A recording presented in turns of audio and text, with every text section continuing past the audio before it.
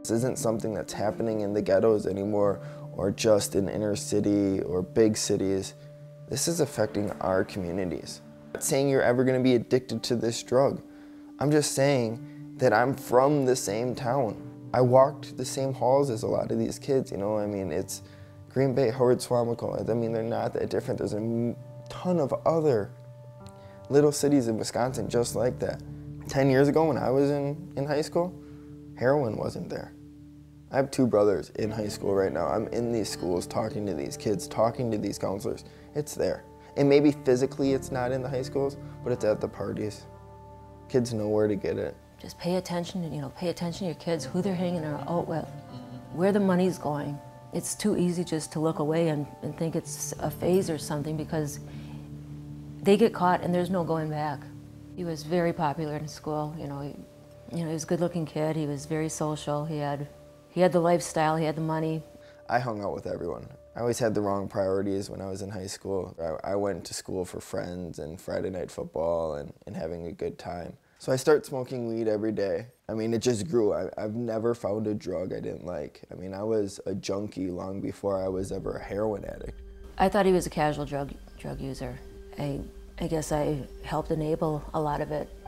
He did say all the right things, and I was handing him money. It's always that excuse. Well, at least I'm not doing heroin. And then when I started doing heroin after the oxys, it was, well, at least I'm not putting a needle in my arm. I wanted to be the rock star. I just never wanted to play music. I was good at being an addict. I always said I could, be varsity in addiction. But heroin took over everything. I mean, heroin took over everything as far as a social life, a family life, basic hygiene needs. When I would actually get up for the day, first thing you're doing is I'm walking right out of my bedroom into my bathroom, and I'm cooking up dope to get high. Most of my day was spent in a bathroom by myself with blood on the wall or telling people that I don't feel well because I'm in there. That was half the power of heroin. To know you play with your life every time you use, that's a high in its own. And as long as I had a needle in my arm for that 6-8 hours, life didn't matter. Tucked my long hair into my hat, threw some sunglasses on, threw a hood up in the middle of August, walked in and demanded the pills. I said, don't make me take this out of my pockets. And that's why I was charged, robbery with the intent to use force. For as bad as I knew my life was, I mean, I robbed a pharmacy, watched myself on the news for 5 days going, wow, this is really bad. I'm going to prison. If they wouldn't have kicked it in that day, I was gonna go do another one. I would rather visit him every week in prison than I can't bury him. Too many people are burying their kids.